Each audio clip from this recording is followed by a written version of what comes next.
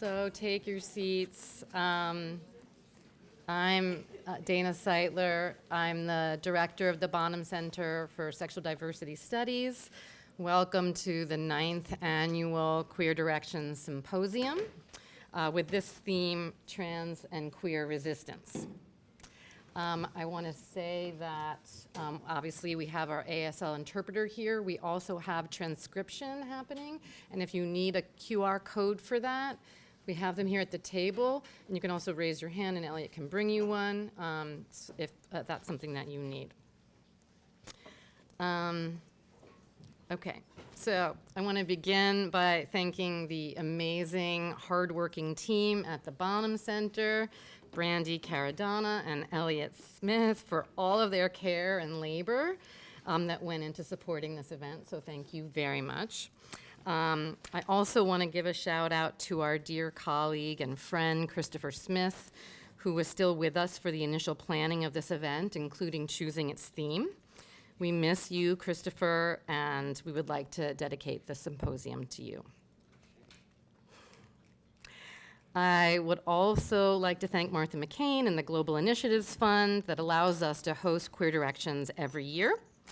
And I also, of course, want to thank our 4 guests for being with us today, who I will introduce shortly. Emi Koyama is here with us, but she will be zooming in, so we still get to luxuriate in her words. So welcome, everyone. I'm going to begin by acknowledging the land that we gather on today. The University of Toronto, itself a physical and intellectual structure enabled by land theft and the violences of settler colonialism, is the territory of the Huron-Wendat and Petun First Nations, the Mississauga of the Credit River, and the nations of the Haudenosaunee Confederacy. The territory was the subject of the Dish with One Spoon Wampum Belt Covenant, an agreement between the Haudenosaunee Confederacy and the Ojibwe and allied nations to peaceably share and care for the resources around the Great Lakes. The Dish with One Spoon agreement recognizes that we live off the same resources. Hence, protocols are put in place to ensure mutual respect and accountability to each other and to the land. We are all treaty peoples, and thus we are all responsible for honoring and upholding these agreements.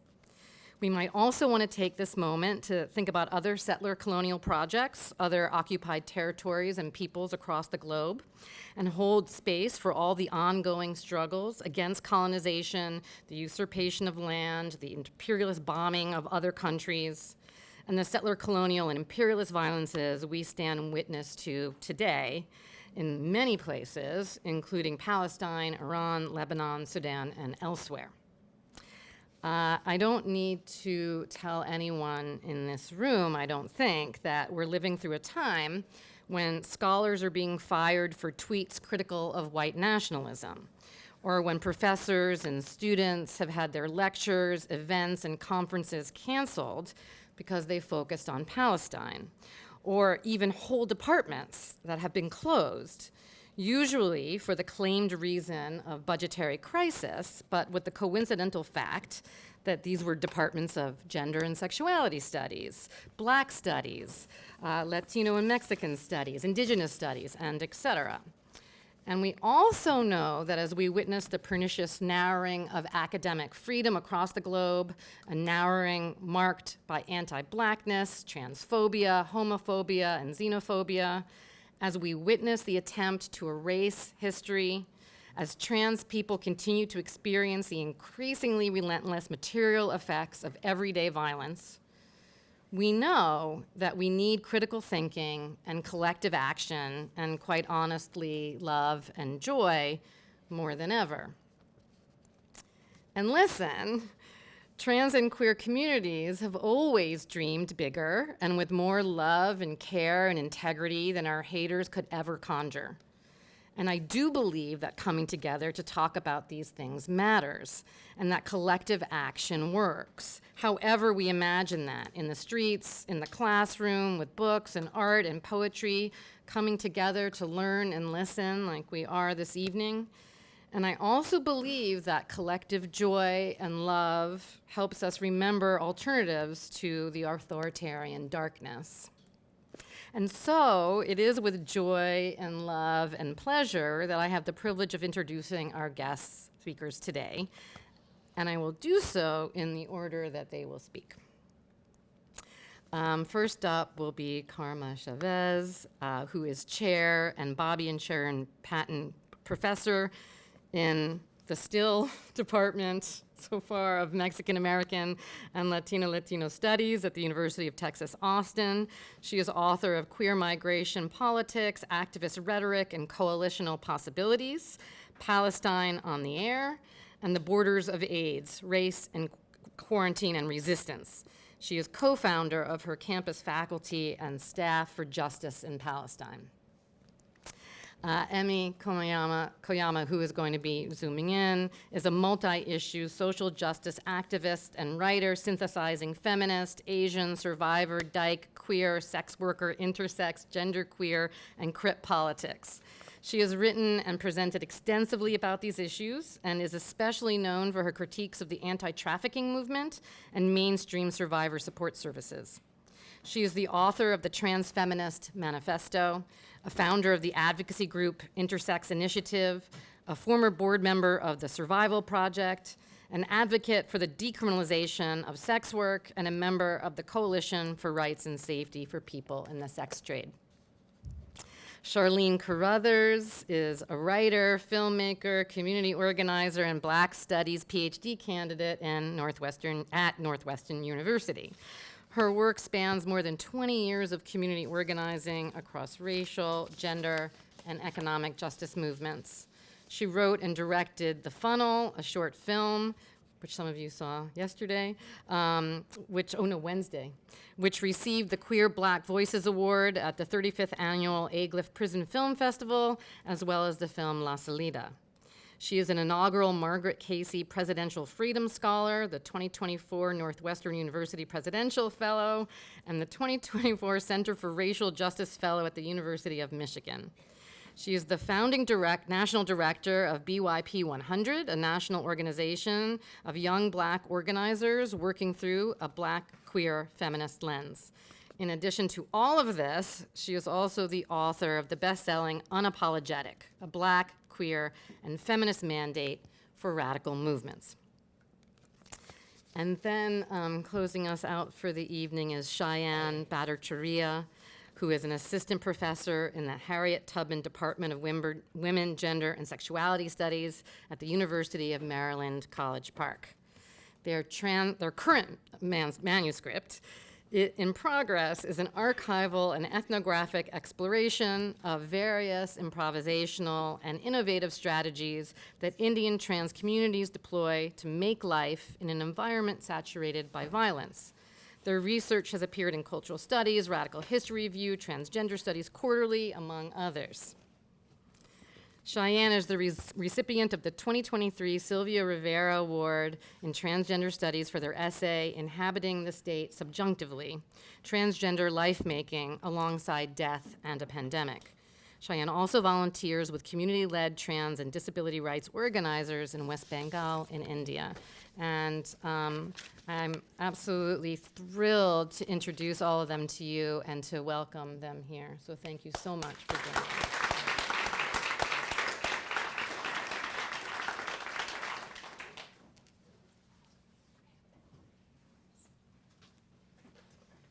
All right, so I'm the lucky one who's going first. Is that actually on? Okay. Yeah, you can hear me. That's good. Okay. Just want to thank everybody for coming out.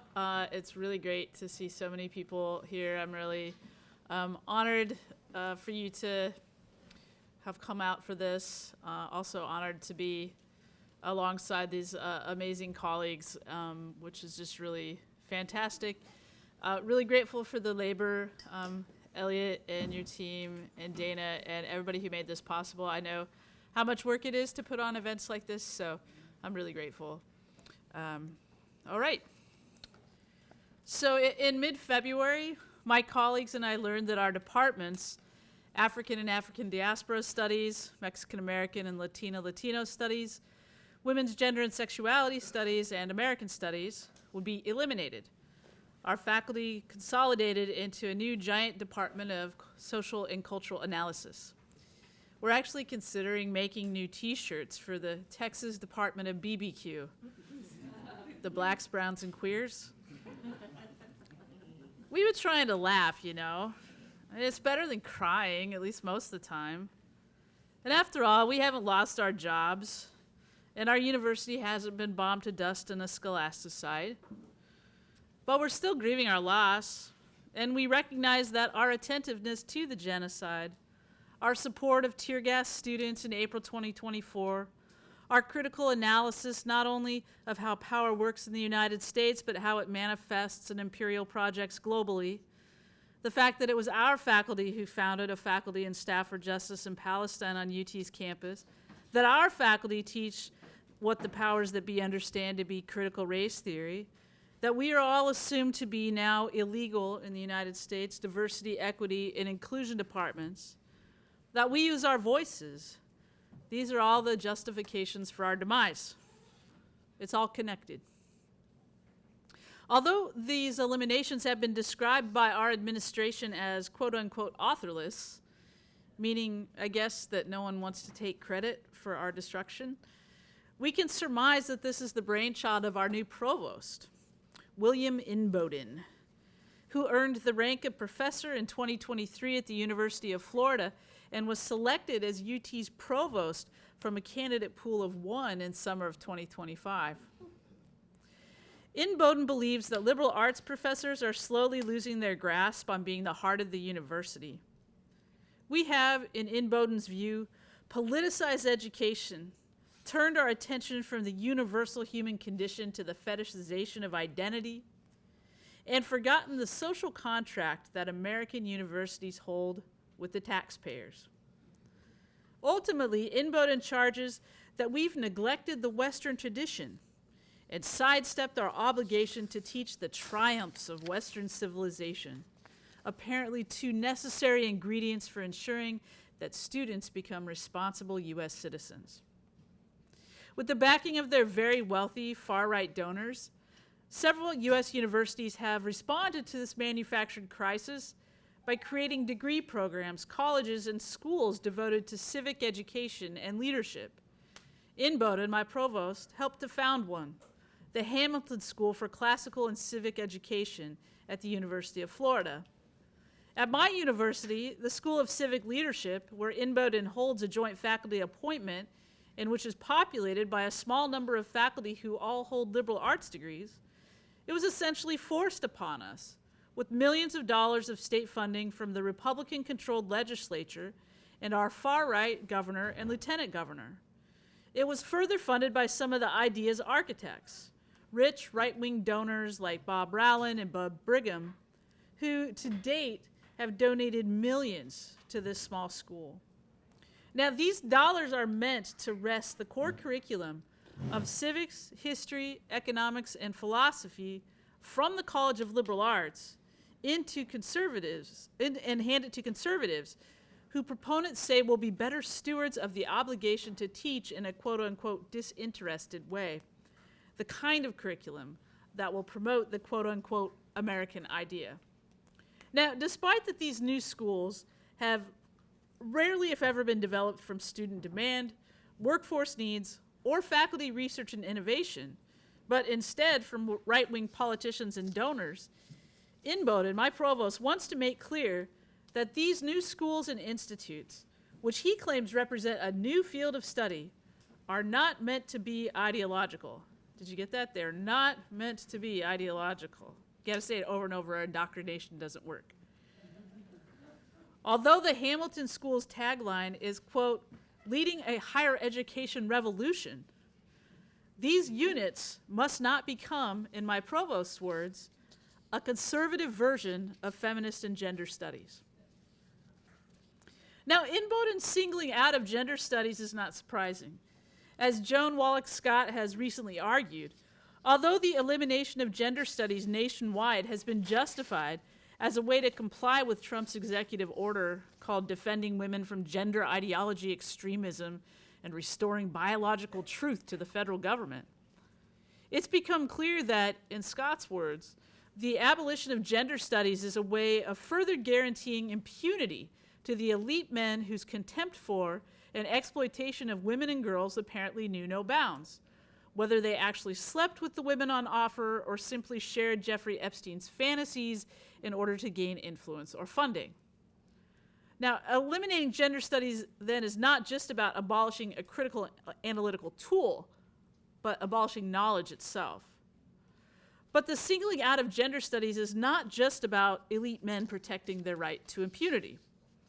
Considering the role of gender in the rise of authoritarianism in Hungary under Viktor Orban since 2010 further explains Inboden's and others' targeting of gender and feminism. Although gender is always a part of a broader ideological constellation of what we might call devil terms, like immigration and multiculturalism, as Erzsébet Barat maintains, sexual and gender equality and liberation pose a unique threat to authoritarian regimes. When Orban's government banned MA and PhDs in gender studies from accreditation in October 2018, it offered little justification or explanation. Orban's chief of staff said some months before the decree, the Hungarian government is of the clear view that people are born either men or women. They lead their lives the way they think best, but beyond this, the Hungarian state does not wish to spend funds on education in this area. And another proclaimed that gender studies is an ideology, not a science. Now, of course, these comments resonate with the way that the Make America Great Again right in the US has thrown around the term gender ideology, an undefined term to discredit the study of gender. Now, I'm not claiming exactly that my provost is an authoritarian. I do want to keep my job. But it's hard not to see how in this historical moment he's not actively and willfully participating in authoritarianism in the United States in his targeting of gender as well as ethnic studies. Now, what are we in the new Texas Department of BBQ to do? How are the queer and trans folks, especially the Black, Indigenous, and people of color among us, meant to resist?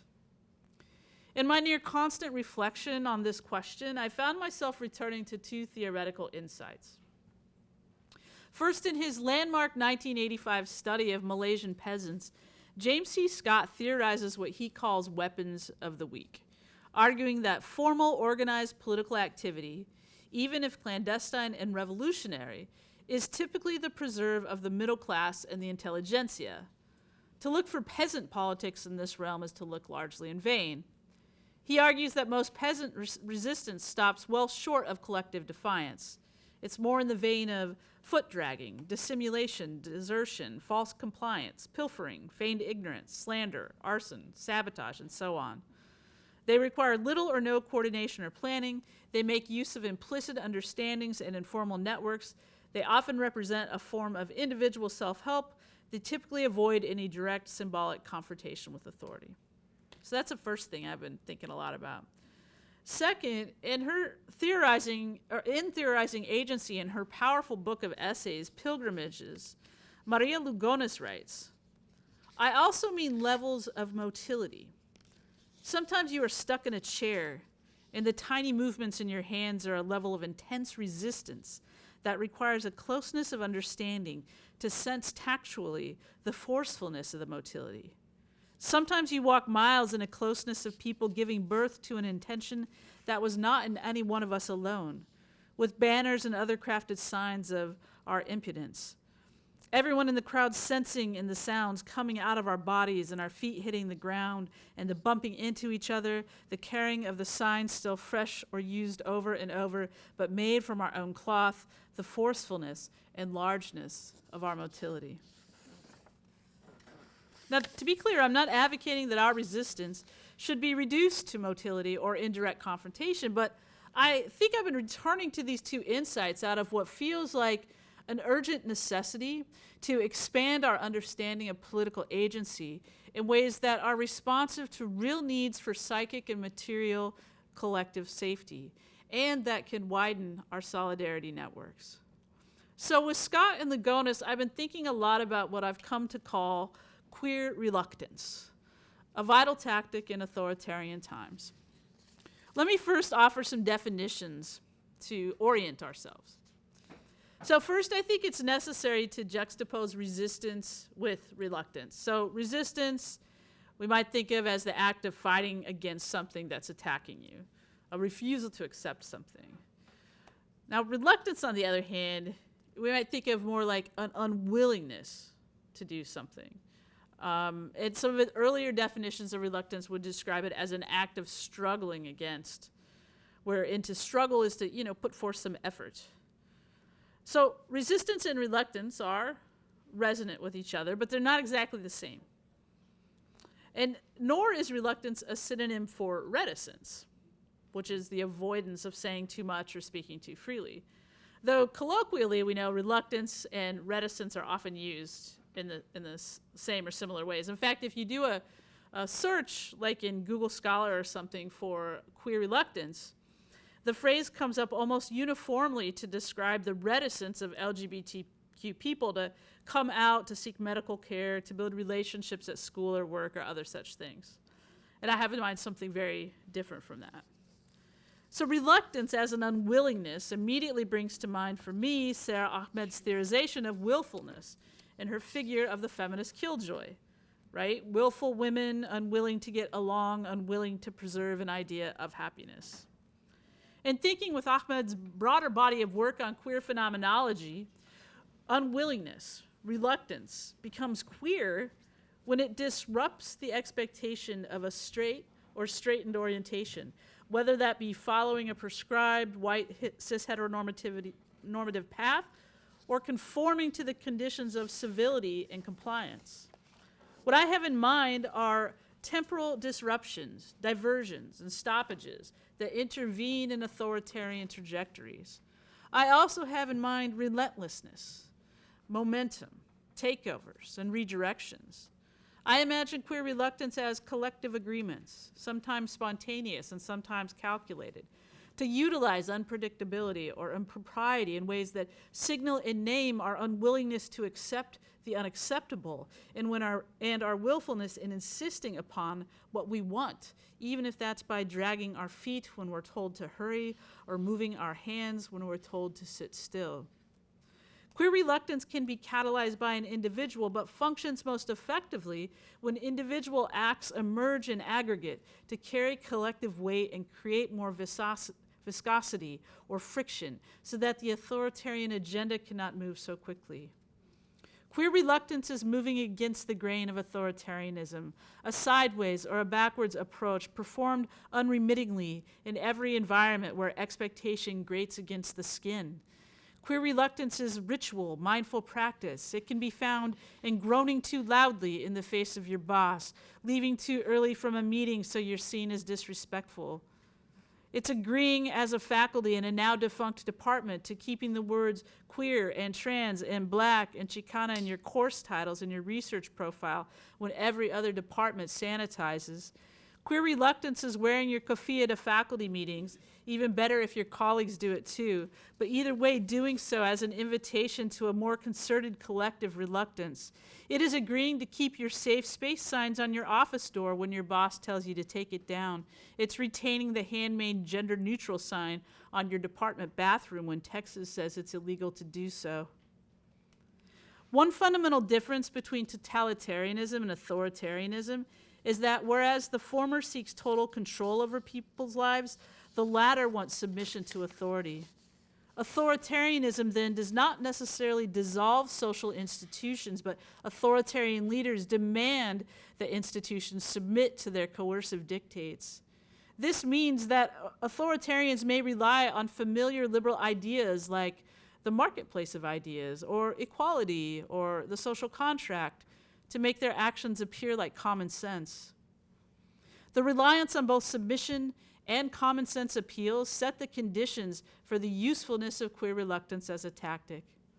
One definition of common sense describes it as the endowment of natural intelligence possessed by rational beings, ordinary, normal, or average understanding, the plain wisdom which is everyone's inheritance.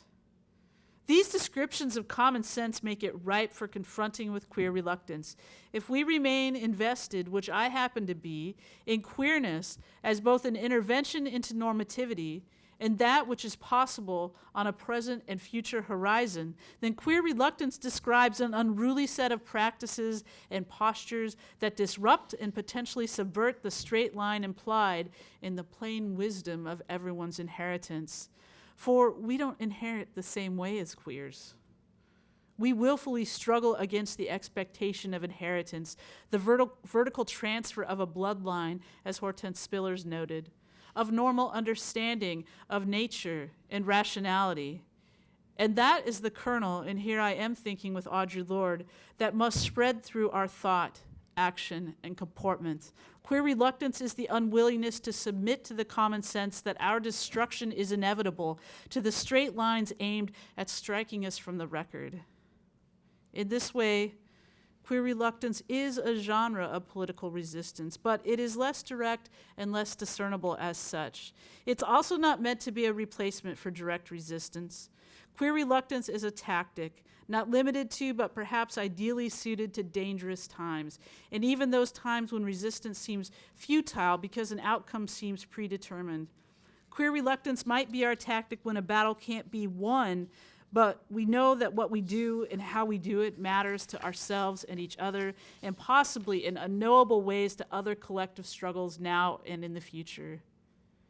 Queer reluctance opens new pathways for understanding what struggle in the realm of the political can look like when our direct forms of resistance are both not always viable and can be a deterrent for bringing more people in to build collective power. Queer reluctance is especially important in authoritarian times because if we accept that authoritarianism operates at least in part through appeals to common sense, not all authoritarian actors will themselves be authoritarians. In fact, they may imagine themselves as good actors, reformers, or advocates of the common good. And if the authoritarianism we're experiencing in 2026 in the United States is inherently patriarchal, and patriarchy also relies on submission, the critique of sex and gender norms, and the existence of people who not only defy those norms, but demand recognition in their defiance, is a threat that must be eradicated. This was Orban's state of play, and it is Trump's, and it is my provost's too. As queers, one of our tasks is to create the cracks, to misdirect, to change momentum, to drag our feet, to imperceptibly move in collectivity toward our liberation.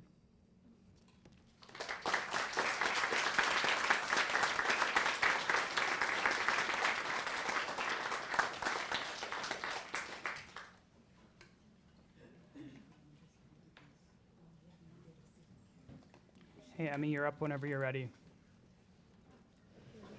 Is there any way to see the audience? Okay, thank you. Yeah, thank you so much, Karma. I live in liberal Seattle, which like people just think that we're just like such in a bubble. And but I have a really close friend in Austin, and I just I've been going to Austin every spring. Went to swim in the Barton Springs pool. It's a huge natural water, spring water pool. It's amazing. I walked over to UT campus to visit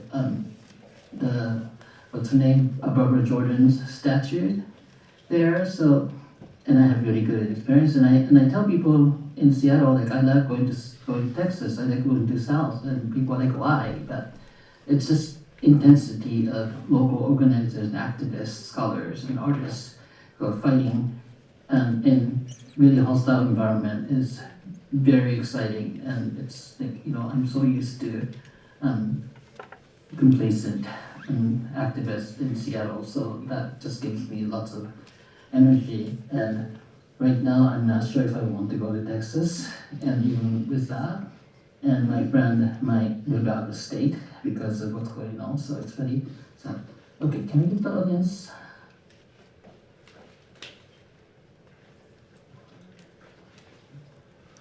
I don't know. It's kind of hard to like speak without knowing the audience. I guess let's just start. And so this is. Oh, Emi, I'm so sorry. That's my bad. Here. Can you see? Oh yes. Oh my God. Hi people. Oh my God. Yay. Hi. Oh my God, I'm sorry I couldn't be there in person. So for the students who came to yesterday's thing, like much of what I say is going to be like, repetitive, but something, really personal and that is taking over my life right now. So I have to really focus on that right now. And so let me start. So last November, I attended a local commemoration for the annual Transgender Day of Remembrance, just like I had been doing for many years. Like all previous years, I sat in the auditorium holding my dog, watching a slideshow of photos, names, and brief biography with each trans, non-binary, gender-varying people fade in and out on the big screen set up on the stage while soft instrumental music played in the background.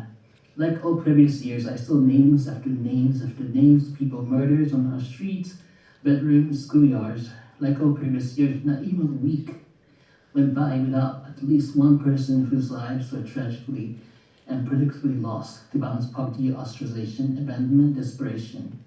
Like all previous years, I knew that there were many, many more names who were never reported, never acknowledged, either because they are, people who are dying in prison and detentions, people who are dying from, from the what they report as medical causes, the natural causes, when those like the illness are caused in completely unnatural ways, and when suicides aren't reported or the families who are left behind did not claim them as trans and gender variant. So all those reasons. In other words, the Transgender Day of Remembrance 2025 was just like any of the Transgender Day of Remembrance that I attended in previous years, but it hit me particularly hard this time. And perhaps because we were living through an unprecedented backlash against our communities, perhaps because I know how many more trans people live in constant fear today compared to before, and how many people are carrying the weight of systemic persecution that is forcing many of us to relocate to less violent states or countries, or fantasizing doing so without actual means to do it.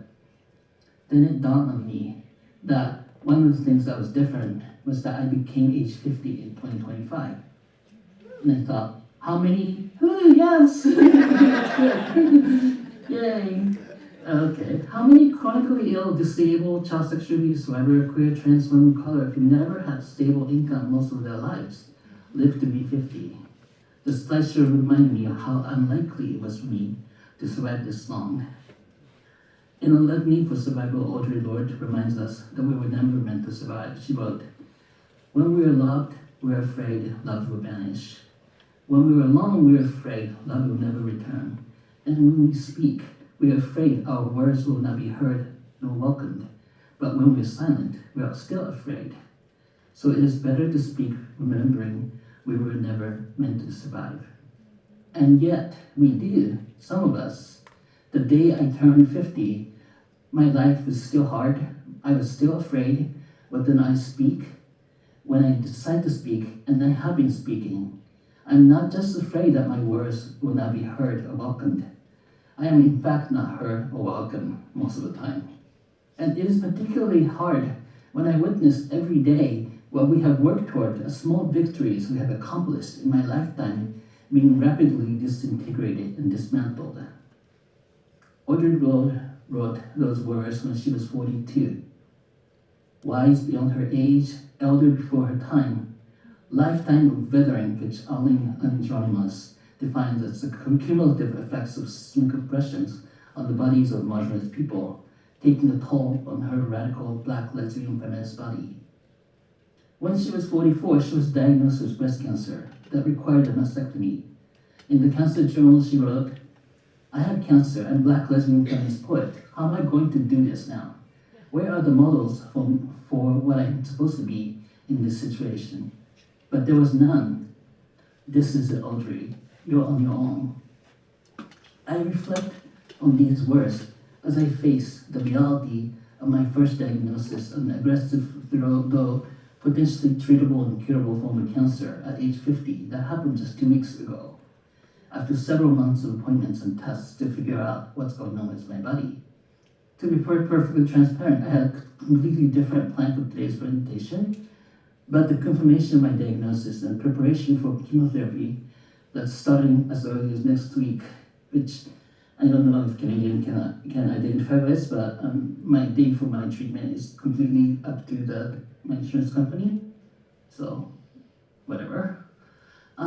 So as early next week, I've abandoned my life, my work, my relationships, my priorities. I don't want to make it seem like how learning about my cancer diagnosis has given me some profound clarity and purpose. Not yet, at least. After all, I've only been formally diagnosed for 2 weeks and haven't even started treatment. But I've been rereading books like the Cancer Journals or Susan Sontag's Illness Metaphor that I read when I was in school years ago, when cancer seemed like a remote possibility, a subject without immediate relevance to my oblivious life. As an aside, it is a telling sign of the depravity of social safety net in the United States, where I live, that several friends volunteered to organize an online fundraiser for my medical and living expenses immediately after I told them about my diagnosis. Reliance on crowdfunding for housing, healthcare, food, and other basic necessities have become so normalized that we start to forget how disgusting it is. That is the first thing people think about when one of their friends discloses her cancer diagnosis. It should go without saying that crowdfunding should never be a replacement for universal social safety net. I imagine that crowdfunding can be, it can fund something fun. It can fund a niche art project that doesn't get mainstream support, right? It should fund, 50th anniversary trip for your parents, something like that, something special, and not like something for survival. So nonetheless, one thing I know is that I'm not on my own, the way that Audre Lorde was. In the Cancer Journal, she discusses how she was strongly pressured by someone dispatched from the American Cancer Society to wear breast prosthetics following her mastectomy in order to be attractive to her current or future boyfriend or husband, which wasn't, to say the least, among her primary concern as a black lesbian, 2 days after the mastectomy. Her doctor even demanded that she wear prosthetics to post-surgery follow-up appointments, because her failure to do so was bad for their morale at the clinic. While breast prosthetics can restore a sense of normalcy to women who have survived breast cancer, and Lorde does not question their decision to wear them, she points out that society's insistence on the necessity of breast prosthetics reflects how it values women's bodies primarily for their appearances, and how it erases and silences women's real-life experiences by covering up their lived realities. Her famous essay, The Transformation of Science into Language and Action, opens the Cancer Journals for that reason. And while I have different kind of cancer than Audre Lorde or the Susan Sontag had, is it because Lorde transformed her science into language and action that I am not on my own, like she was at the time she lived through breast cancer, or she was diagnosed with breast cancer. And it's not just her. I know that I'm not on my own because of generations of black and brown radical queers and feminists, sick and disabled queers working toward collective access and liberation through disability justice, queer femmes who fought AIDS crisis to COVID pandemic and redefined care and mutual aid.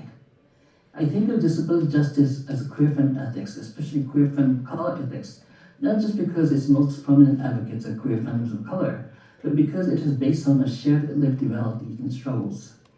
Disability justice is different from disability rights movement, in part because it rejects the capitalist logic of independence and productivity.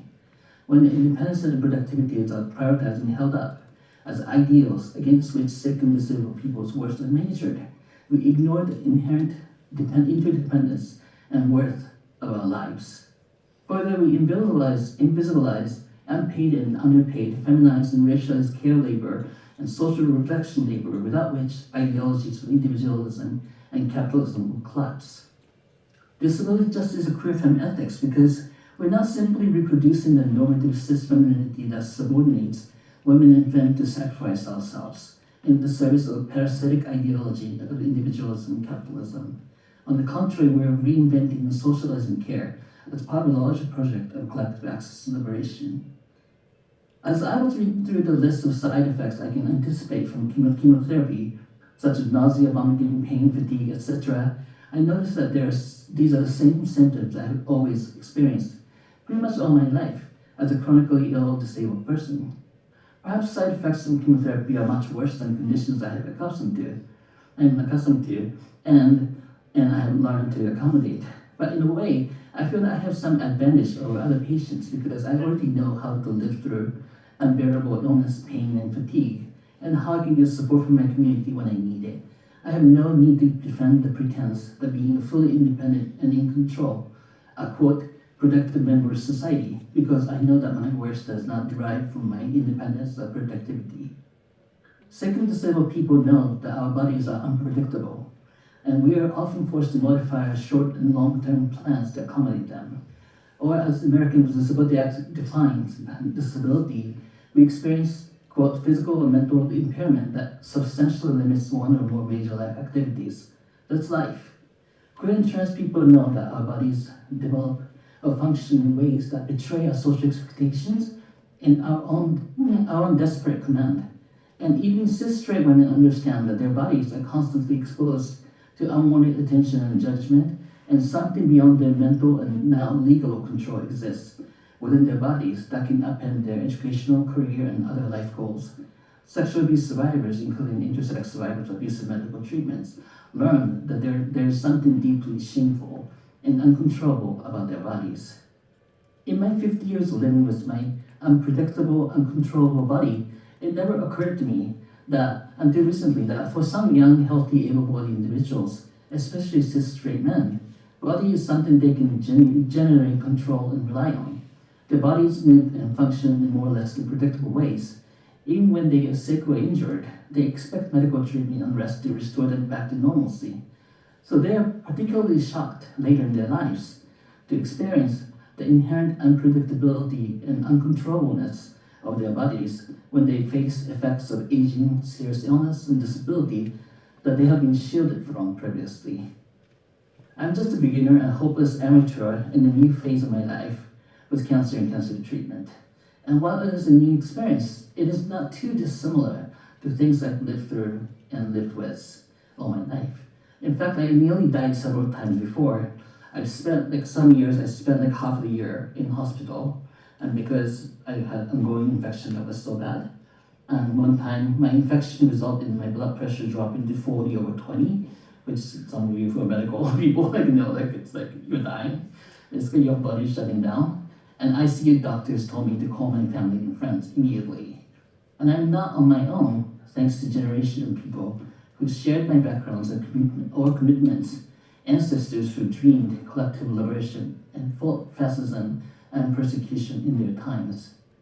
As I face mortality creeping ever closer, I'm blatantly contemplating how I transition into an auntie and community elder and future ancestor for generations to follow, and what I leave behind, that will someday help someone somewhere feel slightly less alone.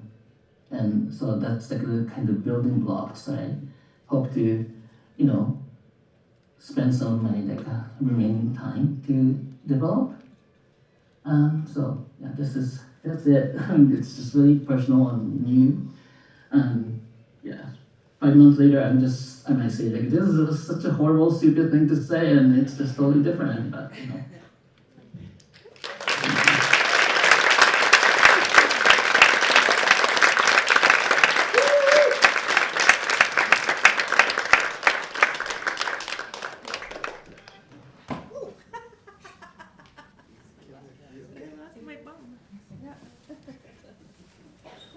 Is this a little slide out for a... Yes, wonderful.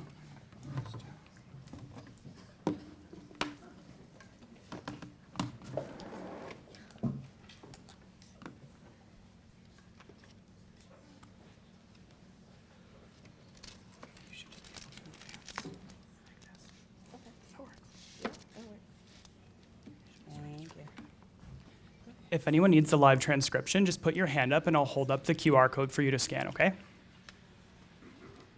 All right, wonderful. All right, good afternoon, everyone.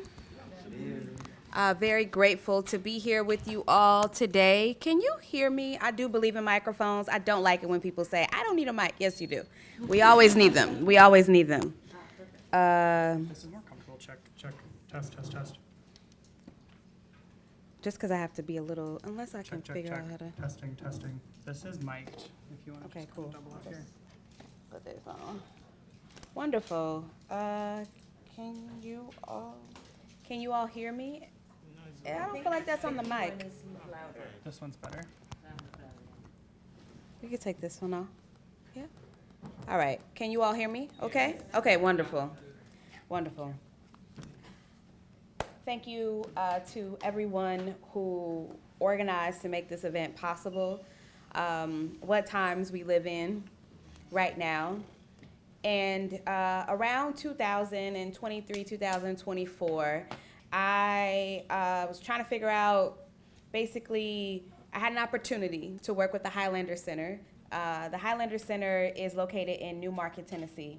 It's a nearly 100-year-old folk education center where people like Dr. Martin Luther King Jr., Rosa Parks, Septima Clark, and many, many others have gone to learn, to educate, work with other people. It's been called a communist training school, all sorts of things. And several years ago, I remember getting a call from the then co-director, Ashley Woodard Henderson, who was the first Black woman co-director in Highlanders history, its long history. And she called me the day that one of their main office buildings was set on fire. And she had her own personal trauma with fires. If you've ever seen Ashley Woodard Henderson, it's very visible on her body. And she called me and told me what happened. And at the time, in that particular moment, they didn't know exactly what happened. But she knew that it was likely some white supremacists somewhere in conservative Tennessee that made it happen. And that's not the whole state, right? There's always been insurgency in Tennessee. But in particular, her sensibility was that this is what likely happened, and it was what happened.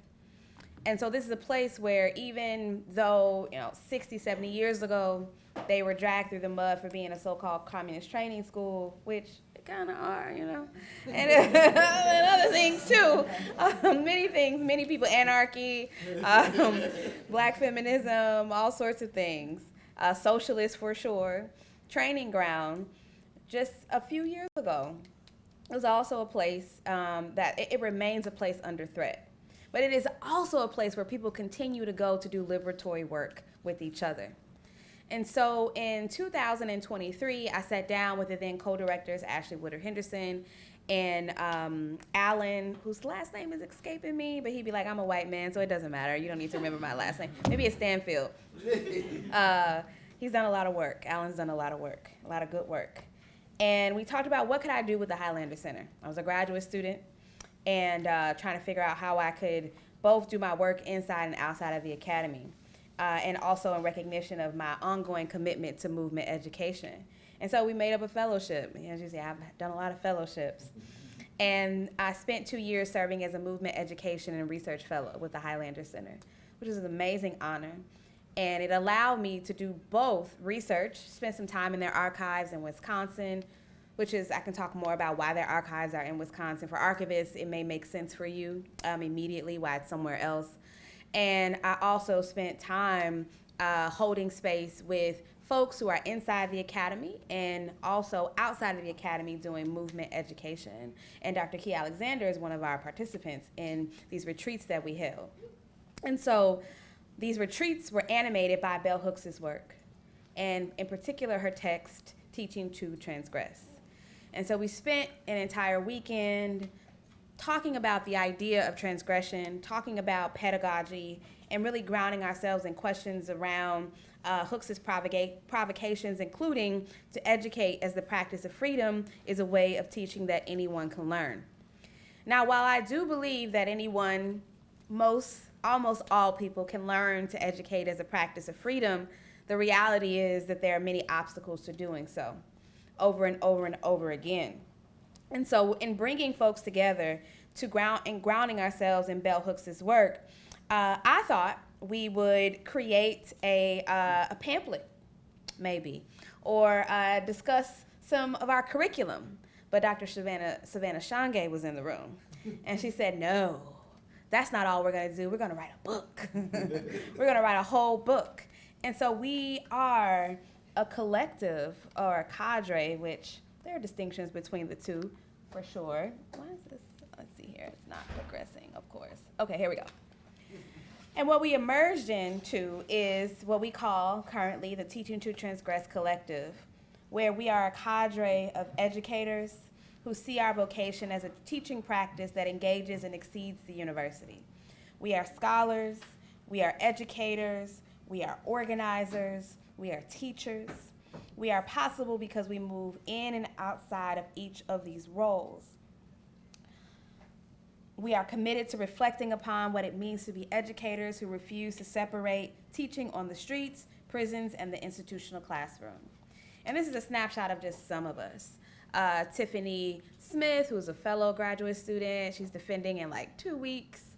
E. Morales Williams is in that photo, Dylan Rodriguez, Dr. Key, Crescent Molly Mason, incredible people. I can't even see it. Our obligatory cis straight black man, David Turner, is in there as well. He's incredible. We allow him in the spaces. Samantha Master, who's actually a trainer at the Midwest Training Academy. So it wasn't just people who are are specifically situated in the academy, but people who do movement education.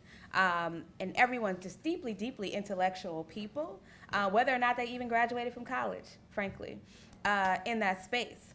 And so we've so far held 2 retreats, actually 3. Oh my gosh, it's been 3 retreats. We had a second cohort. This is actually the second cohort of folks. We had our first one in March of 2024. And for us, as I mentioned, Dr. Shange was really the one who pushed us to say, we could do something. I mean, pamphlets are important. Actually, I didn't even say pamphlet. I was like what do you call those things? A zine. I was like, we could do a zine. And zines are important, and we thought about, and they're useful. And we thought about what kind of imprint we could actually make that was broader, and thinking about the resources and relationships that we all respectively have. And really just thinking, like, whatever it is that we want to do with this thing, we can. And so we spent the time really diving into what does it mean to be movement educators? What does it mean? What are our own teaching journeys? What are our commitments? And in that space, as it says in our sort of the part of our manifesto, is our people who work in traditional classrooms, people who work in prisons, people who also work in doing do political education during civil disobedience and direct actions. Like I've done political education in the governor's office of Florida during a 30-plus day occupation.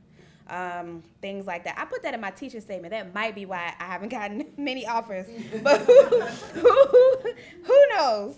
Wow, I didn't think about that. Anyway, so, but all of this goes back to us, for many of us, to the Black, the indigenous, the Palestinian, the queer, the feminist, the socialist, the anarchist, the communist, education and traditions that we come out of in our collective. We have people from many different parts of the world, people with various migration stories within our collective.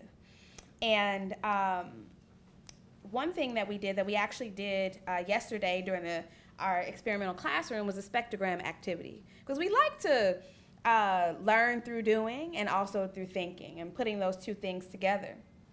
And what we have also found to be absolutely important in our work as queer and trans people in our collective, as non-binary people, as folks who don't fit inside or outside of any of those categories but somewhere in between, is that we have to do the work within the friction and the tension, and that we don't always have to agree with each other.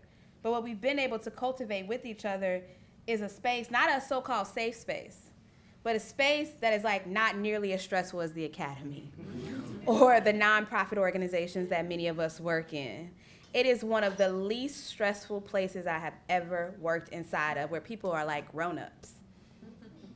It's amazing. And I'm like, oh, I hope it remains that way for as long as possible, and one of the most honest spaces.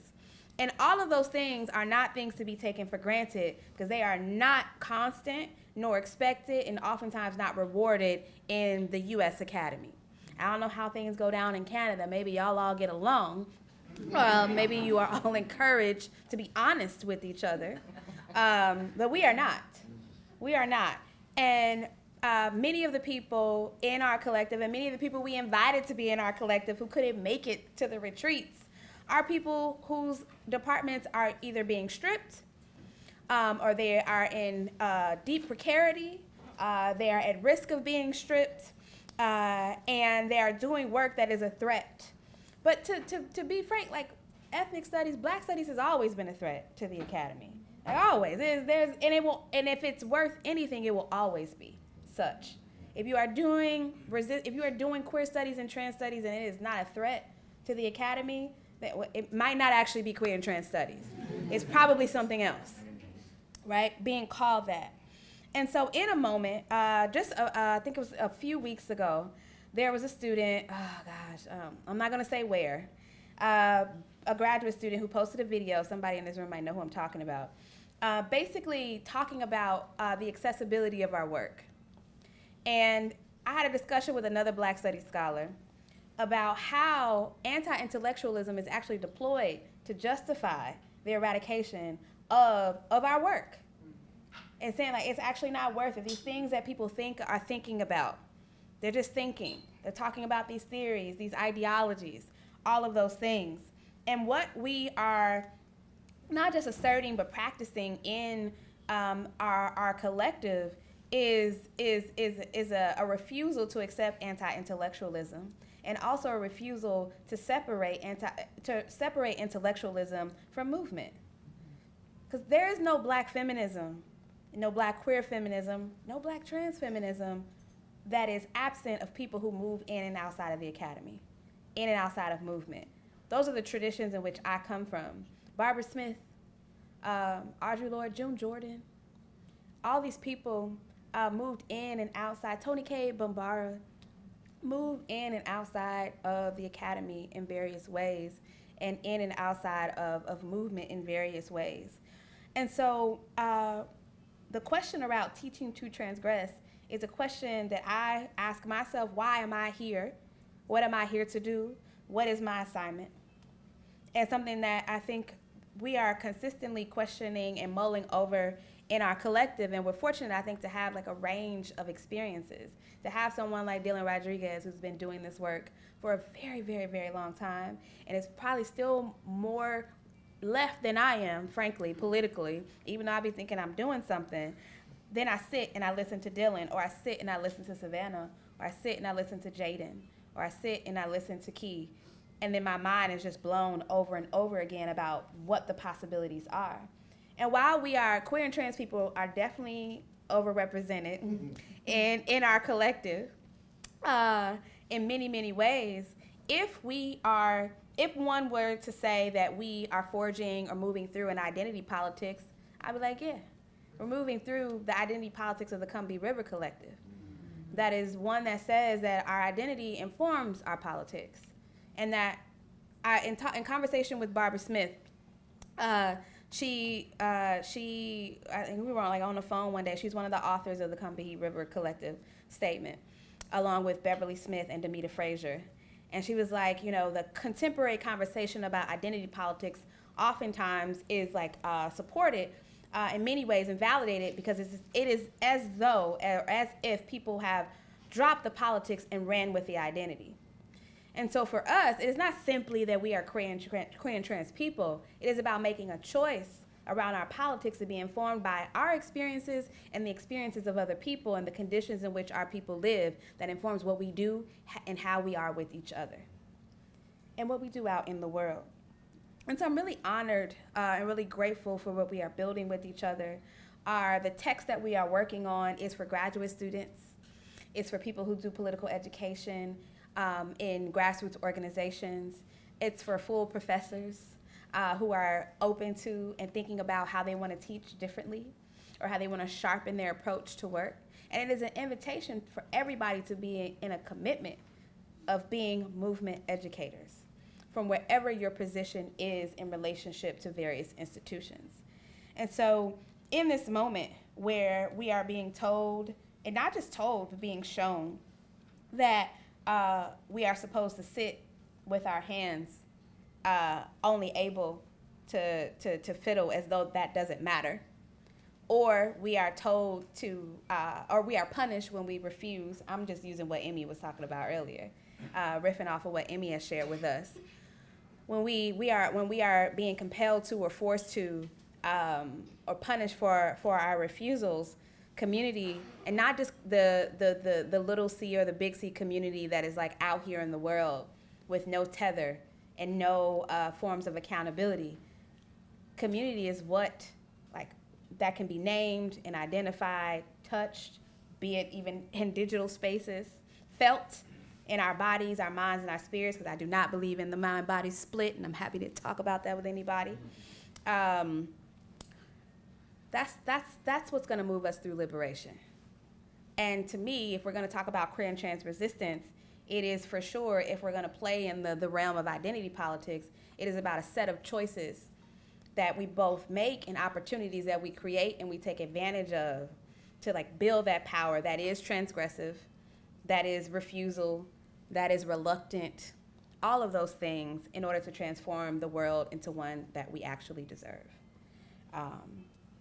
Yeah, I think I have like 2 minutes, Elliot, maybe 2 more minutes. And so with that, I will just make a direct appeal to you all. For you not to just go outside of this room and say, I'm gonna be a movement educator now. I'm gonna go out, I'm gonna go educate these people. But to forge your own commitment for what it means to be in relationship with people outside and inside of the academy towards transforming the world into something that we deserve.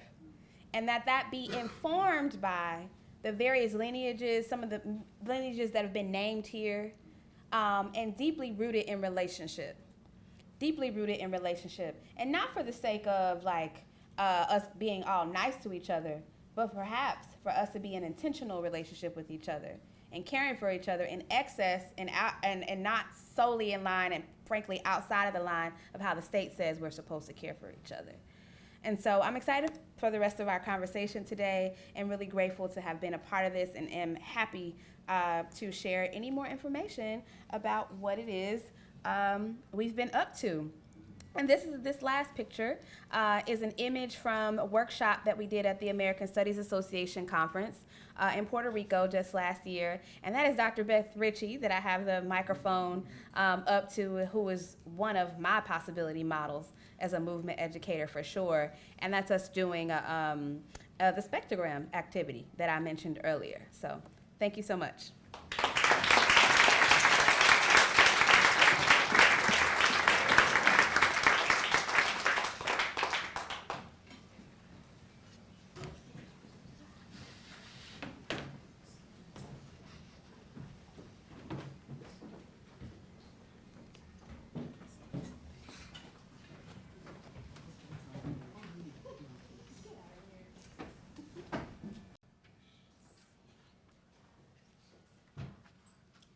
Is it okay if I?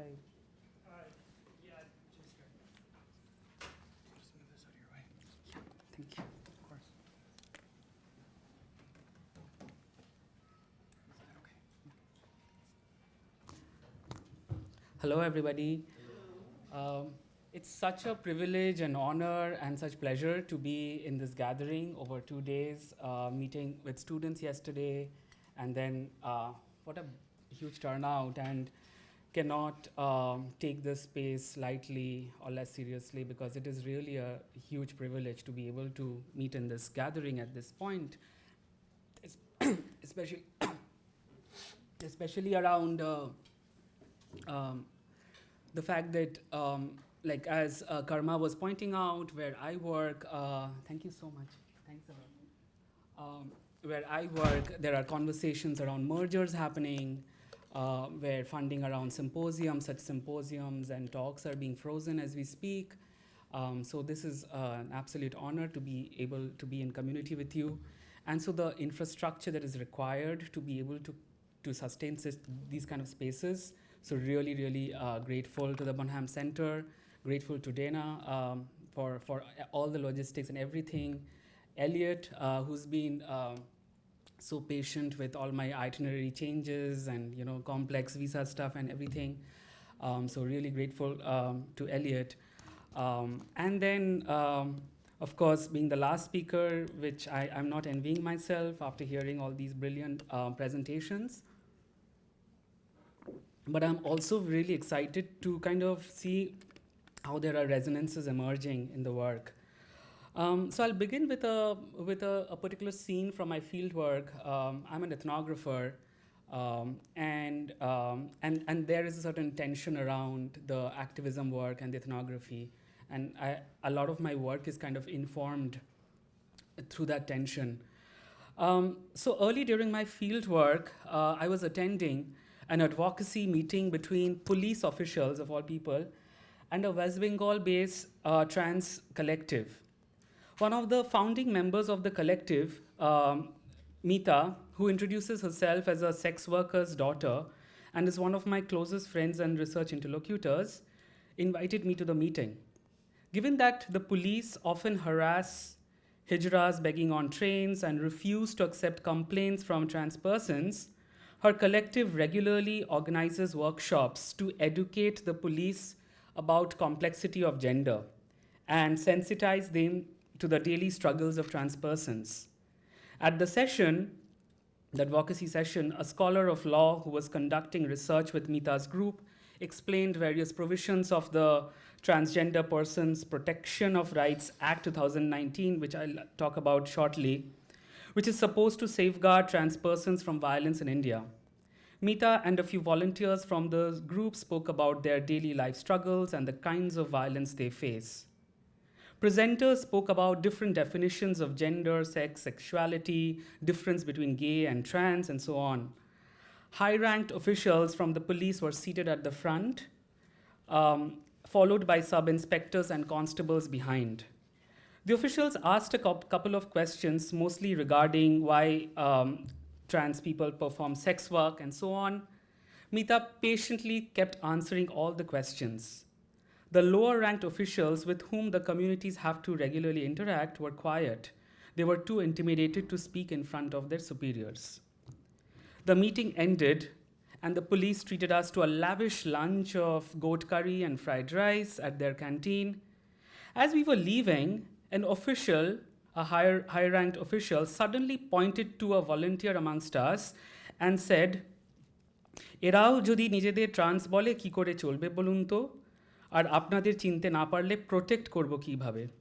If even these people claim to be trans, how are we supposed to identify you? And if we cannot identify you, how are we supposed to protect you?" The person the officer was pointing at was a young individual wearing kurti, jewelry, heavy makeup, while also sporting a light beard. This person had dressed up to obviously affirm her sense of gender while she was with her community friends. Later, she would go back to Mita's place to wash off her makeup and change into her regular clothes before going home. So, despite having heard the collective's presentation on how trans persons have to strategically navigate between their desire for self-expression with their material needs from the unaccepting family, the officer stubbornly refused to detach gender from the surface of the body. After raising the bogey of authenticity, he walked off without even waiting for a response. It is perhaps difficult to make sense of this violence, of this ordinary speech act that negates trans selfhood, violence generated by the agency of the very state that purports to protect trans people. What is important to emphasize, however, is that none of the members in this collective were surprised because they knew the supposedly protective state repeatedly violates. With that knowledge, however, Mita continued engaging with the very same officers through more advocacy meetings, but also deliberately bringing those individuals to such meetings who confused statist ideas of transness. This is how she clogged up the data stream of state-mandated definitions of gender, even as she continued seeking rights from this state. I've been interested in understanding this insistent negotiation with structures of power in the face of knowledge that those structures are inherently violent. Such negotiations perhaps cannot be reduced to a binary that views engagement with the state only through paradigms of either submission or resistance. Perhaps something else is going on here. I've been interested in understanding how trans communities maneuver the contradictory social conditions of state inclusion, as well as state-sanctioned violence. In the context of India, although the Narendra Modi government proudly proclaims its support of trans rights, trans advocacy organizations have also been widely critical of the state's terms of inclusion, which rely on medical, psychiatric, family, and religious frameworks that intensify stigma, violence, and socioeconomic precarity. Nonetheless, communities continue to engage with the state and with NGOs that advocate for formal rights. Exploring the work of care, intimacy, and activism among Koti communities, I ask how everyday life practices disrupt and exceed the determinations of Koti lives by structural oppression and by political control. The term Koti, which refers to feminine persons assigned male at birth who may or may not identify as trans, is no longer used in institutional settings such as law, medical establishments, and the nonprofit sector. However, it continues to circulate informally in both urban and rural contexts in Eastern India. My interlocutors use it in community gatherings, informal spaces. In a recent trend, there is a wide circulation of the term Koti in social media reels, where risque jokes about sex, genitalia, bodily fluids have kind of vitalized the term. So even though in the language of law, in the language of the state, trans is the only term that is used, but in informal community gatherings, on social media, Koti is a term that is widely used, and it kind of signals a form of erotic labor and the kind of politics of touch through which a sort of relationality emerges. One of my interlocutors, Shubhana, who uses the term transgender activist in interactions with the media and the state, once told me, there is a sense of comfort in Koti which transgender does not bear. What matters most here is Koti's effective pull to interpolate individuals into a collective relationality based on sexual desires and erotic labors. Thus, even as trans has become the common language amidst trans mobilization for rights in South Asia, the work that my work with Koti signals that how they exceed the templates of institutional recognition. Despite the recent criminalization of homosexuality in India and state recognition of right to gender expression, medical negligence, deaths, suicides constitute the daily lived realities of Kotis. So what I'm trying to do is to offer ethnographic attention to trans social reproduction to understand how Kotis make life amidst the relentlessness of death, violence, and precarity. And I'm intentionally switching between trans and Koti to kind of mark the tension between institutional and non-institutional settings. The everyday life worlds of Kotis demonstrate that they build their social world through varied improvisatory gestures. This includes negotiations with the state on matters of rights and welfare that are also supplemented by protests against that very state. So trans social reproduction often involves intentional acts of care and also the development of forms of humor and gesture through which communities endure violence and remake social worlds in its wake. So it kind of operates across multiple scales, right? So there's that everyday politics of how intentional care is kind of crafted, but there are also very careful negotiations with the authoritarian state that also violates. So there is a lot of mess and contradiction there. And I think it's very important to kind of sit with that mess. Kotis weave a social world that is informed by wild creativity, incisive pragmatism, and constant negotiation. This is what I refer to as a Koti social in my manuscript. As opposed to the valorization of trans abjection or romanticization of the autonomy of trans care, in a lot of Euro-American literature in trans studies, my theorization of the Koti social does not take resistance or resilience or even vulnerability as a priori. In doing so, I joined scholars such as Howard Chang, Asla Zengin, Aniruddha Datta, among many others who are de-exceptionalizing trans studies by theorizing trans life as grounded in geopolitics.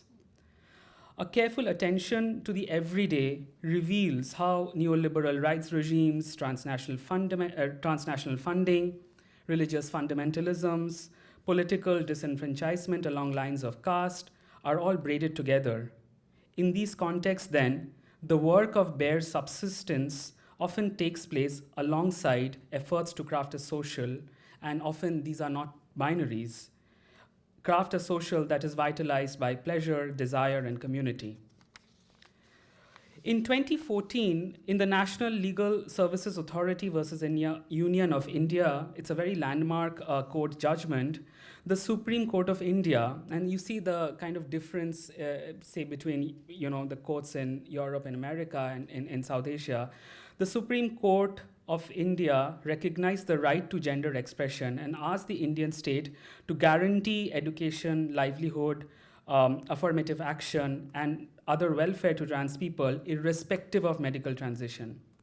In response, the Narendra Modi government proposed the Transgender Persons Protection of Rights Bill in 2016 in the Indian Parliament. This proposed law, however, removed the self-determination clause of the court and advocated the use of screening committees comprised of psychiatrists and government officials that would decide if a person is trans. Only if such committees approved could trans individuals access welfare from the state. The ostensible reason for the constitution of such committees was to prevent people from obviously falsely posing as trans.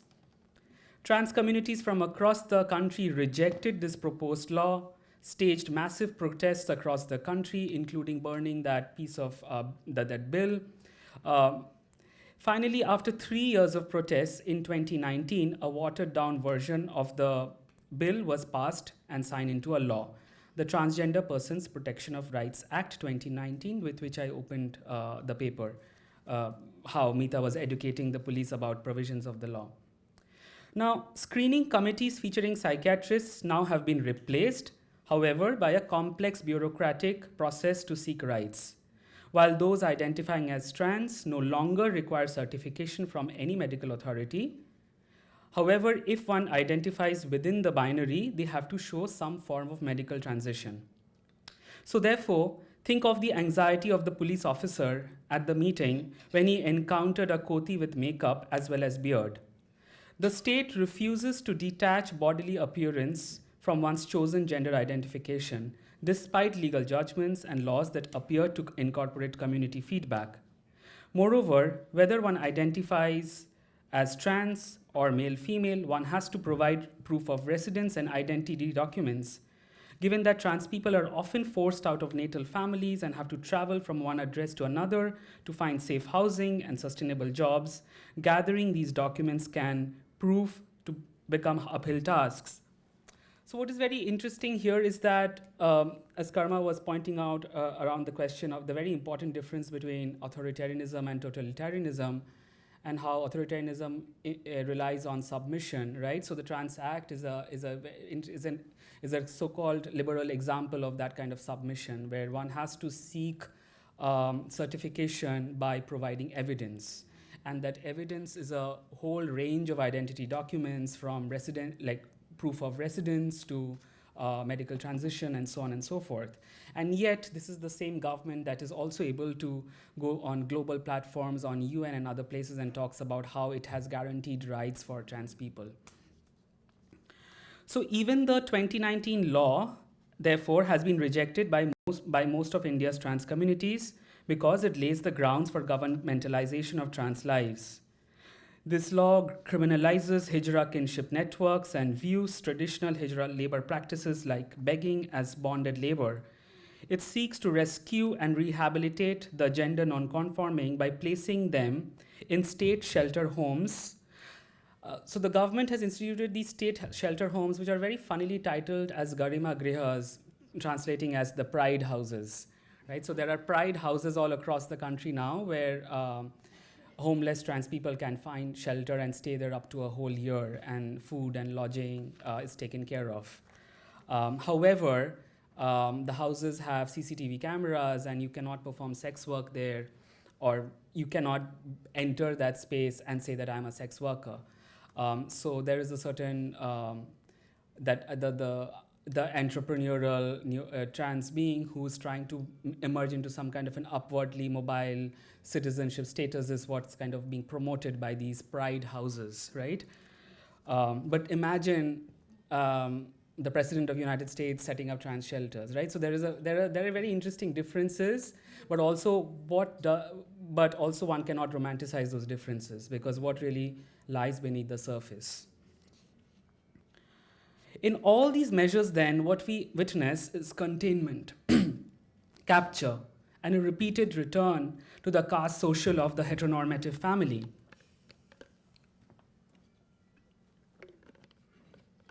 Additionally, given that the Indian state is headed by a Hindu majoritarian government, which keeps going back to Hindu myths to scripturally sanction gender nonconformity, a rigid version of transness is tethered to a Hindu nationalist ideology. Borders are being constantly drawn between asli, nakli, that is fake, authentic, trans body, which means that one body gets imbued with rights, many more remain rightless. So the government kind of goes back to the Hindu scriptures and says that, look, how Hindu religion has always been this liberal space of the third gender, and therefore this is the reason why we are kind of seeking inspiration of a mythic golden Hindu past, and we are bringing rights to trans people. This law that draws borders around proper trans subjects came around around the same time as when the government was instituting xenophobic citizenship laws. The 2019 Act of Trans Protection was actually became a law exactly 2 days after the Xenophobic Citizenship Amendment Act. It was after it was notified in Parliament. The Citizenship Act is an explicitly faith-based law that is supposed to give Indian citizenship to persecuted religious minorities from Afghanistan, Bangladesh, and Pakistan, namely Hindus, Sikhs, Buddhists, Jains, Parsis, and Christians. Obviously, it excludes Muslims. The blatant Islamophobia of this law has to be read in conjunction with the National Register of Citizens that requires Indians to show legacy documents to prove their citizenship.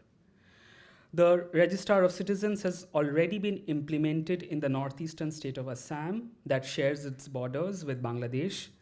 1.9 million people, mostly Dalit or Muslim, have lost citizenship. And included among these people were also 2,000 trans people. It is obvious that for those who are more often than not forced out of their natal families, it will be impossible to procure any documents that prove their family's ongoing presence in India. So the connection between the Citizenship Law and the Trans Protection Act is kind of pretty obvious, because that's how both are shoring up borders around proper and improper subjects of citizenship, recruiting gender variance into a vision of Hindu indigeneity. The rallying cry of the Citizenship Amendment Act protests that raged across the country was "Hum kagas nahi dikhayenge," we will not show any papers. So then this slogan, "we will not show any papers," was as much a slogan of trans rage as of the caste oppressed and religious minorities, with these categories often overlapping. The coming together of a xenophobic citizenship law and a law that captures gender in the name of rights is an important reminder about the broad geographies of state recognition and regulation of trans communities, that it's something that cannot be exceptionalized, right? Neither trans rights nor trans rightlessness can be exceptionalized. Now, considering the complex nature of Koti interactions with the state in light of both the inclusion as well as disavowal, I propose that these interactions occur on a subjunctive register. Subjunctive mood is a relationality organized through narratives and rituals as if they were real, though forged outside of a lived reality. Here, actuality could coexist with potentialities. Even the most dire of precarities does not exhaust life of all its possibilities. Rituals do not create escapist fantasies, but rather a realist assessment that the world cannot be bent entirely to one's will. This dynamic alerts us to the hard work of social reproduction under duress, right? Like, how does one motivate oneself to go on protesting every day? How does one motivate oneself around doing the labors of social reproduction when every structure around us is falling apart? And my conversations with Koti suggest that there is an immense pragmatism around the fact that structures are meant to fail us, but also there is this immense hope around at the same time. So then how does one think of this simultaneity, right? So that is what I'm kind of proposing as Koti, as a Koti life making as a subjunctive tense. The pragmatic approach that Mita's collective took towards teaching the police reflect a subjunctive relation with the state, because the hope that the police might behave otherwise is based on an as if and not what as is. A focus on the as if, however, allows Kotis to build infrastructures that not only make life more livable, but also preserve the hope for a different future. Binaristic theorizations of dominance and resistance do not do justice to such a form of Koti tense. Yet, binaries are often imposed on minoritized lives.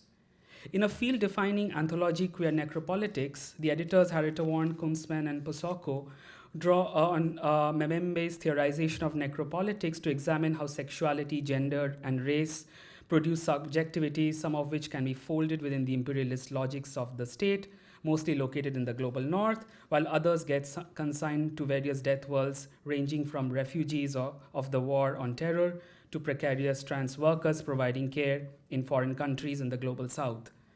The editors conclude the introduction to the anthology on a hopeful note, citing the growth of international collaborations. And they say that despite the moves of capital and ideology, we hope that resistant knowledges from elsewhere will cross borders and unmap these structures of capitalism. So then, this conclusion perhaps betrays much that the authors seek to dismantle, even as they forcefully articulate the deathly projects of US imperialism. The epistemologies often seek to produce epistemologies that they seek to produce also often harden the binaries that the empire itself created. Because not only are citations of activist projects in such anthologies limited to the US, but even when research under the rubric of transnational is produced, the terms of reference remain rooted in Euro-America. Hence, knowledges produced elsewhere are deemed as resistant, which are then tasked to cross borders and undo geopolitical violence. Such an argument is, of course, not limited to one single anthology. In their book called Pink Revolution, Nishant Shahani critiques what they perceive as a salvific register in queer theory when it bypasses US as its homing device through a transnational turn.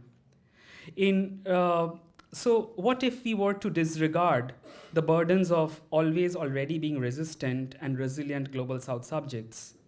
In doing so, I'm inspired by Kaji Amin's theorization of de-idealization as a de-exceptionalization of queerness as always disruptive. The de-idealization as a mode of analysis acknowledges messiness, enmeshment of normativity with deviance. And most importantly, it calls for the acknowledgement of complex personhood of queer, racialized, and subaltern persons. A key survival strategy for any minoritized community is to fit one's life stories and self-narrations into the limited generic narratives of suffering and vulnerability that would allow them to access limited rights, entitlements, and compensation. Yesterday at the seminar, one of the students, I don't know if she's present here, she was talking about the question of humanitarian appeal, that a refugee of war, what does it mean for them to come to the US, right? The same country that dropped the bombs is also accepting refugees. But then one has to write those applications very strategically, right? So I want to think about these self-narrations around suffering and vulnerability. I would insist that we must carefully listen to these narrations. These are not as obvious as we would assume. There are strategic ways in which narratives of vulnerability, harm, and redress are emphasized depending on context. Sometimes there are embellishments specifically intended to embarrass one's target audience or to force them to give what one wants. When I followed Meeta to different advocacy meetings, such as the one with which I opened this presentation, one pattern started emerging around a particular narrative where she would keep bringing up this one incident where a trans sex worker had been stabbed by her client.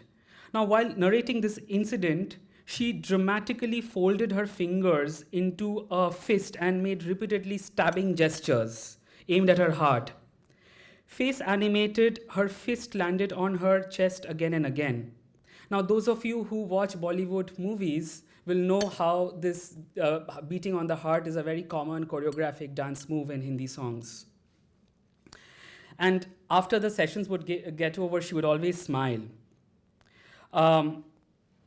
Now, she created this palpable sense of discomfort in the audience who often had to gaze away during the stabbing gestures. The more they would turn away, the more she would keep stabbing. My intention in describing this choreography is of the story of violation is not to question the veracity of the narration. That is not the point. I'm interested instead in the labor of her narration, the labor that the narration performs and the subjunctive desires that underline it. In this case, a deliberate narration makes the police, the school headmaster, or institutional manager bristle in shame about society's deadly attitudes towards gender nonconformity. This shame might generate a transformation in the college classroom, in the courtroom, or at the police station, where the Koti interfaces with teachers, lawyers, or police officers, or there might be no transformation at all. Either way, however, one cannot know in advance what the stabbing gesture is going to yield. What is important to note here is the relish Meeta experiences in inducing shame and embarrassment in the audience each time with that anecdote. And this relish enables new ways of inhabiting the violent worlds in which Kotis find themselves. Surrounded by violence and death, this is how Kotis affirm life. Indian trans communities have been relentlessly engaging the state and its various institutions to demand fundamental rights amidst contradictory legal and a political landscape. It would be reductive to read this engagement as some kind of complicity with the state. If the state is a mobile effect of a regime of multiple governmentalities, as Saint Foucault suggested, then it is not simply a sum of its penal authority. Negotiating with the state in this case involves forcing an elected government to commit to its welfare responsibilities. Koti relations with the state are founded upon ambivalence. And here, I want to think more about queer reluctance here, and the difference between resistance and reluctance, as Karma was pointing out. While Kotis are not in a position to not want the rights that the state confers upon them after relentless protests and mobilizations, their careful negotiations also trouble the conditions of the reproduction of majoritarian ideology. Happy to talk more during Q&A about that. For example, demanding affirmative action from the state is a momentous step towards dismantling Hindutva and its oppressor caste foundations by demanding the redistribution of resources so far hoarded by a select few. It is not an assent to majoritarian ideology of the political party that helms the state. Certain prominent trans and queer activists, mostly from oppressor castes, have assented to this majoritarian ideology, but they cannot become the metonyms of movements. They are exceptional people, right? Trans negotiations with the state are improvisatory, contingent, full of hope, and also acutely aware of the reality of hopelessness. Such negotiations demand persistent labor that is exhausting and ceaseless, more so for those who are minoritized, not just on account of gender, but then hope itself is hard labor.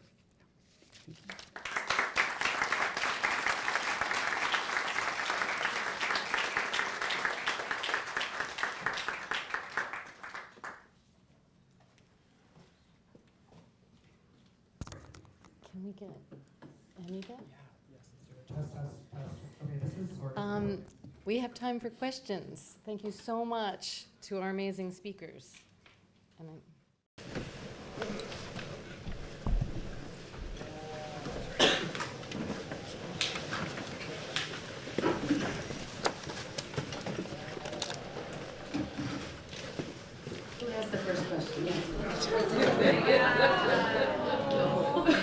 Do you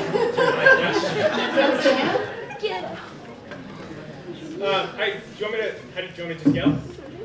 Might as well, yeah. Okay, I think it's maybe two questions. The first about teaching to transgress. To what extent is like transgression palpable or visible in the classroom, calling attention to itself, or to what extent is it a more subversive process as you think about it? Or are those just different moments in the same process? And then the second is more about being a colleague and an organizer. I think it's very easy to think of, in a digital age, a conference age, a specialized age of academia, that our colleagues are elsewhere. They're the people in the same discourses as us, and that's true and productive, but how do we be more active, organized colleagues with the people that we rub shoulders with, every day? Thank you for the question. I'll address the first one. I think I can address the second one. So the first people I always think about when folks ask questions around, like, just transgression, where does it happen, is it always subversive? It's actually Black educators in the U.S. Post-emancipation. And in Darwin's Gibbons' book, he writes about how Black educators, even in schools that were funded by some sort of state apparatus, had to teach under the table. And they had to teach under the table always. And one could just say, even just having any sort of Black educational institution post-emancipation in the U.S., and whether most oftentimes were not funded by the state, even though they were surveilled, monitored, and punished by the state, just being there, existing, like that then was actually subversive. No, I don't think our presence alone is automatically subversive, but even the existence of educational institutions in the 19th and early 20th century, I would deem them subversive. And so I think it's both and what you lifted up. And it's not always, we had an incredible discussion yesterday when Karma shared this piece by Joy James and Ted Gordon, and compelling us to think about our presence, our performance, and our communication within academic institutions. And so I think in as much as there are all sorts of identity politics, you can have liberal identity politics, conservative ones, all sorts of things. One's teaching, we should always interrogate its relationship to power. And that's what organizing, the core of so much organizing, at least organizing towards collective liberation, and even frankly conservative organizing, has to recognize power relations and make various choices around what power relations one wants to disrupt, change, transform, concretize, reinforce, all of those things. And so in Teaching to Transgress and thinking with Bell Hooks, or thinking about other radical educators, she references Paulo Freire as one of her teachers, Thich Nhat Hanh is one of her teachers as well. Our work should be about transforming power relations from the few, if you subscribe to that, from the few to the many. And not in a liberal sense of thinking the many are always right, because I actually don't think the majority is always going to be right. But one that interrogates and work towards creating a society in which we can all live within our dignity, in our full dignity, in right relationship with each other and the land upon which we live. And it might not be we're transgressing in every moment, nor is transgression always the thing. I think we should trouble even how we understand, and that's what we've done within our collective, even troubling what it means to so-called transgress. But should we be challenging, contending for and against power? Yes. That is a part of my commitment and how I think about things.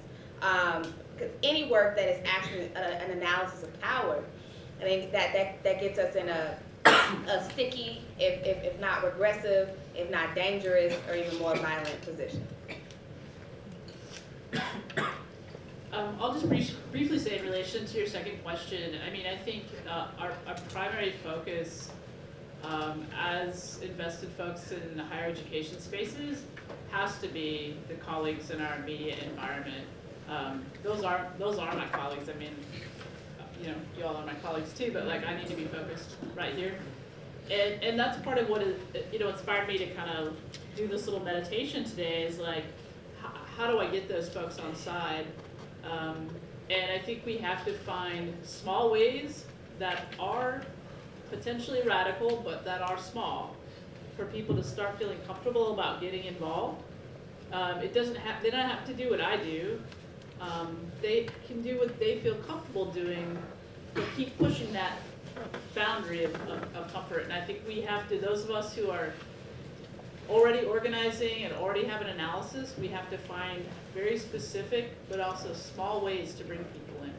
That's kind of what this moment requires. People feel very, at least in the United States, I assume if it's not here yet, it will be here soon, unfortunately, but like people are really scared, and they also are looking for direction. So those of us who are organizing have to mitigate that tension. Other questions? Yeah, Virginia? So my question is it's more specific to, I guess, the classes that I'm teaching and the question of identity in queer studies. And because Charlene actually mentioned a conversation with Barbara Smith, and I was thinking of how Smith discusses identity politics in how we get free, that interview with that book by Taylor, or in Combahee River Collective is very different from how she's often cited and engaged with by Roderick Ferguson in Aberrations, the book. And as an educator, I find it very hard to kind of, I don't know what's the right word here, reconcile some of the ways scholars cite each other to prove a point, but they may not be saying what the second scholar thinks that they are saying.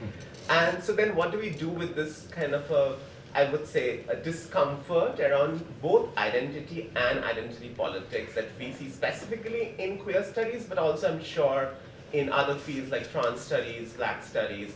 And I was wondering if people, have thoughts. I mean, Charlene specifically, but others, because I know Sayan cited Amin, whose work is very critical of identity and identity politics. So I'm often, it doesn't have to be one way or the other, but then I'm wondering, for my own clarity, like what do you think about this in relation to the fields?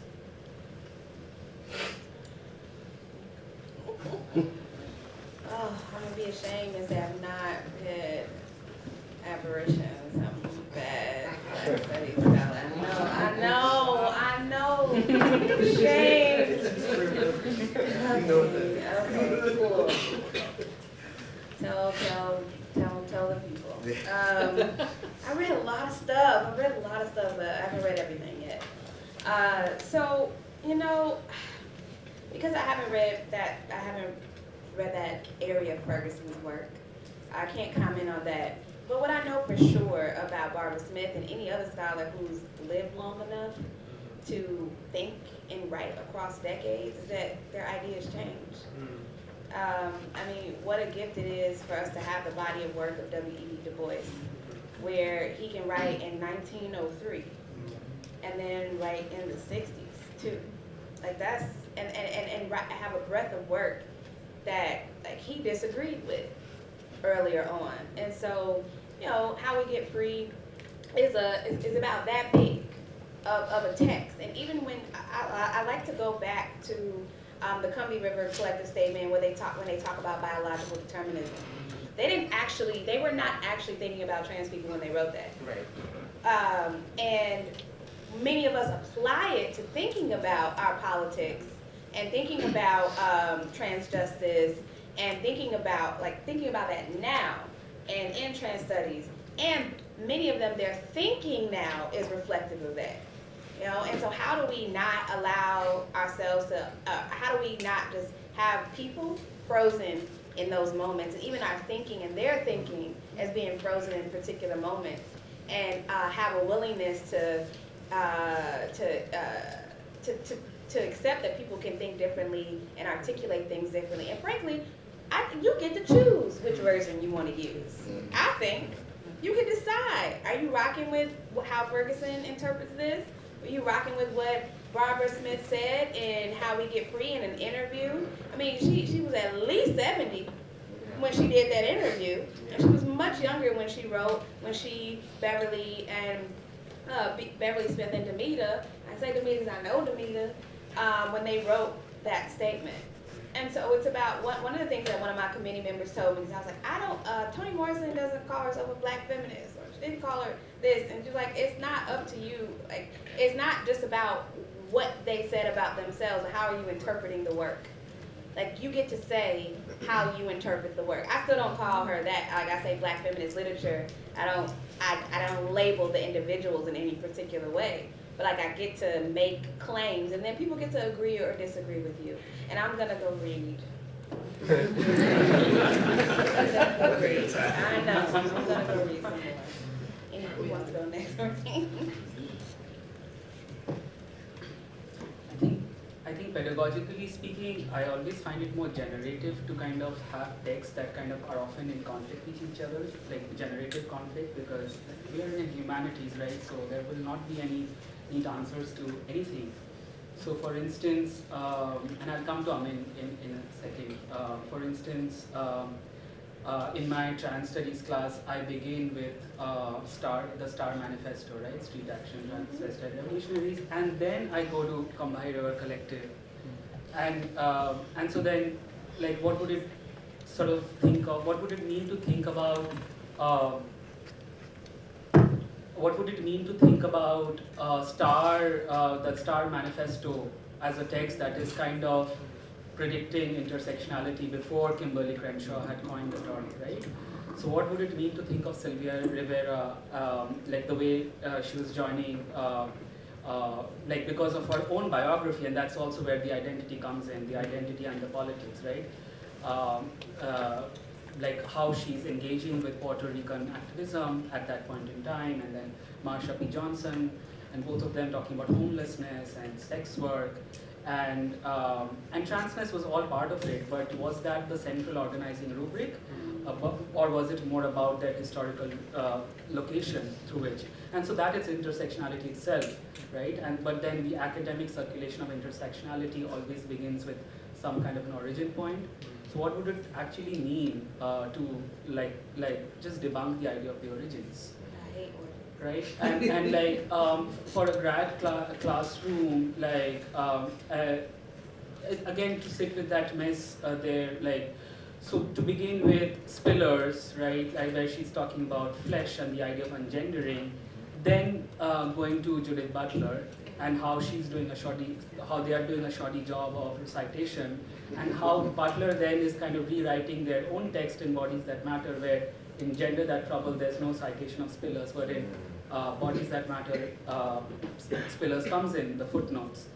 So to encourage students to encourage like to kind of read between the lines, and rather than resolving the tensions right at the start itself, but to be able to kind of explore that tension simultaneously as we are going through the weeks. I think that becomes very important. Like I have my own, like it's not like even Amin's archive is, Kaji Amin's archive itself is also very selective. Because there is an argument that's being made, and then the archive is chosen after the argument, like to prove the argument. So one can kind of see all of that, right? But even then, I still engage with the work because I like the idea of like what would it mean to interrupt any kind of valorization of the global South, right? Because caste, like when we think about the context of South Asia, caste predates British colonialism.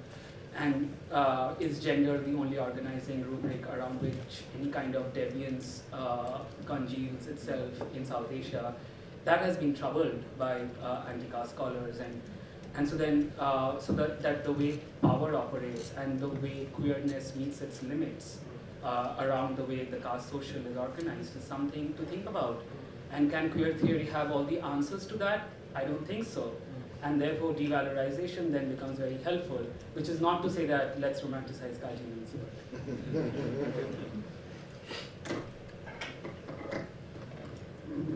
Yes. And this will have to be the last question. Okay. Hi, my name is Adil Aditya. I'm an MA in Cinema Studies at U of T. Sayan, I wanted to ask you actually a question.